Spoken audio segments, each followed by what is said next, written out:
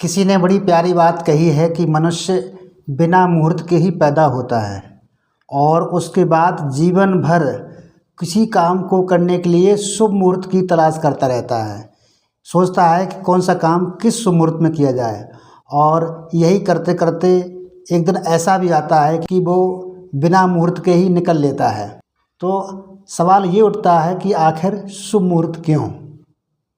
आइए सुनते हैं एक छोटी सी कहानी। एक बार की बात है, एक सिद्ध पुरुष थे, संत महात्मा थे। वो शहर से बहुत दूर एक जंगल के पास अपना आश्रम बना के रहते थे। वहाँ पर उनकी ख्याति इतनी फैली हुई थी कि लोग उनके पास आकर के अपनी समस्याएं रखते और उनका समाधान प्राप्त करके अपने आप को धन्य मानते थे।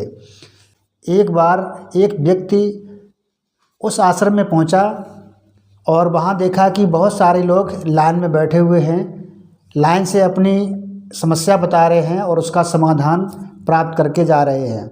सभी बहुत खुश थे, संतुष्ट थे। वह व्यक्ति भी उसी लाइन में सबसे पीछे बैठ गया और अपनी बारी का इंतज़ार करने लगा। सुबह से शाम हो गई, एक एक करके वो सभी व्यक्ति अपनी समस्या सुनाते और समस्या का समाधान लेकर के वहाँ से निकल जाते, चले जाते। इस तरह से जब तक उस व्यक्ति का नंबर आया तब तक शाम हो गई थी। उस व्यक्ति ने अपनी बात गुरुजी से रखनी चाहिए, उससे पहले ही गुरुजी ने कह दिया कि आज का समय पूर्ण हुआ, अब जो भी समस्याएं हैं वो हम कल सुनेंगे।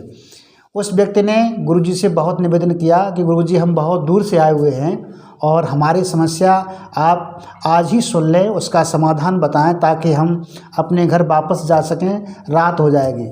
गुरुजी ने कहा, कोई बात नहीं बेटा, आप यहीं रुकिए, क्योंकि हमारा समस्याएं सुनने का एक निश्चित समय है, उसके बाद हम समस्याएं नहीं सुनते हैं। तो आज आप हमारे आश्रम में रुकिए। भोजन की आपको चिंता करने की आवश्यकता नहीं है, भोजन आपको यहीं मिलेगा। आप रात भर रुकिए, सुबह हम आपकी समस्या सुनेंगे और समस्या का समाधान बताएंगे, फिर आप घर चले जाना। लेकिन उस व्यक्ति ने काफ़ी प्रयास किया गुरुजी से आज ही समस्या का समाधान लेने के लिए, लेकिन गुरुजी ने स्पष्ट कह दिया कि आज आपको इंतज़ार करना होगा। इसलिए वो व्यक्ति उस आश्रम में रुक गया।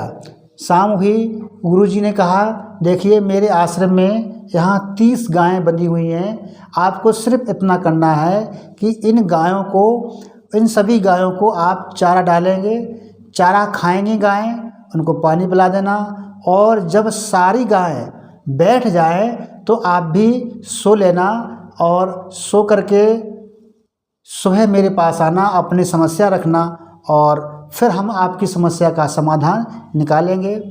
शाम हुई, उस व्यक्ति ने भी भोजन किया और सभी आश्रम की गायों को चारा डाला। सभी गायों ने चारा खाया। कुछ गायें ऐसी थीं जो चारा खाते खाते बैठ गईं, कुछ गायें ऐसी थीं जिनको उसने बैठाने का प्रयास किया तो कुछ गायें उसके प्रयास से भी बैठ गईं। लेकिन उसने देखा कुछ गायें जो पहले बैठ गई थीं वो गायें कुछ खड़ी हो गई थीं। उसके बाद इसने फिर प्रयास किया कि कुछ गायों को बैठा लें, तो उसने देखा कुछ गायें जो खड़ी थीं वो बैठ जा रही थीं और कुछ गायें जो पहले से बैठी थीं वो खड़ी हो जा रही थीं। लेकिन ऐसा एक भी बार समय नहीं आया कि सभी गायें एक साथ बैठ जाएं और फिर वो सो जाए, क्योंकि गुरुजी की ये कंडीशन थी कि आप तभी सोएंगे जब सभी गायें बैठ जाएंगे। लेकिन ऐसा हुआ नहीं। पूरी रात कोई न कोई गाय खड़ी हो जाती और कोई न कोई गाय बैठ जाती। कुछ तो स्वतः बैठ गई, कुछ उसके प्रयास से बैठ गई और कुछ खड़ी रहीं, और इस तरह से वो पूरी रात गुजर गई। वो व्यक्ति रात भर सो नहीं पाया।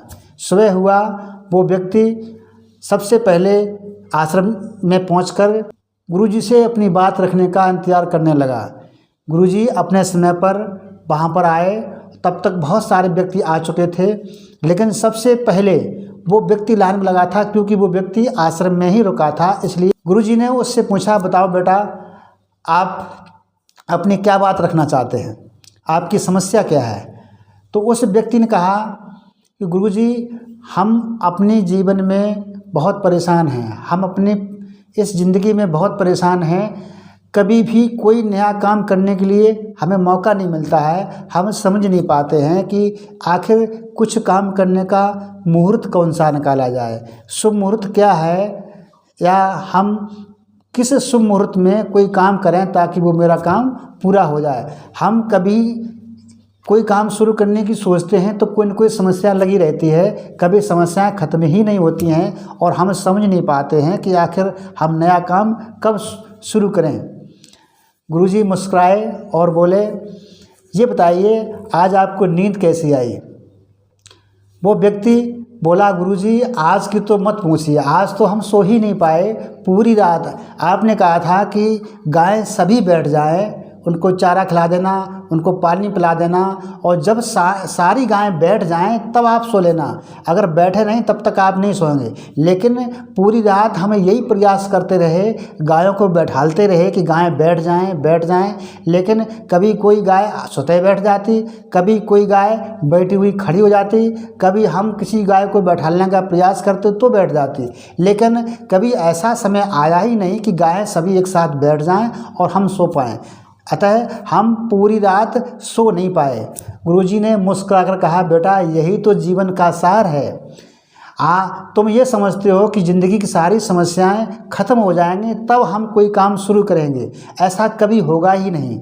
ये समस्याएं ज़िंदगी में आती रहेंगी, कुछ समस्याएं ऐसी होंगी जिनका आप समाधान निकालेंगे, समस्याएं खत्म हो जाएंगी, और कुछ समस्याएं ऐसी होंगी जो समय आने पर स्वतः खत्म हो जाएंगी, और कुछ समस्याएं ऐसी भी होंगी जो ना आपके प्रयास से खत्म होंगी ना समय आने पर खत्म होंगी। जब वो समस्याएं अपनी पूर्ण हो जाएंगी तो वो स्वतः ही समाप्त हो जाएंगी, उसमें आपके प्रयास की कोई ज़रूरत नहीं होगी। यही ज़िंदगी का सार है कि बस समस्याएं तो आती रहेंगी जाती रहेंगी, आपको जो काम करना है वो काम आप शुरू कीजिए। समस्याएं बनी रहेंगी लेकिन आप इन्हीं समस्याओं के बीच अपना काम कीजिए और अपने कार्य को पूर्ण कीजिए। यही जीवन का सार है।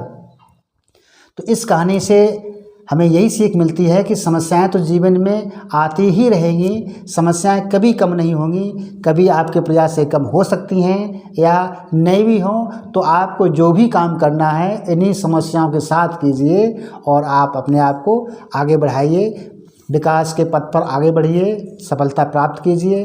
तो इस कहानी के अंत में हम आपसे यही कहेंगे, कर दिखाओ कुछ सबसे परे जो दुनिया आपको गूगल करे। जय हिंद।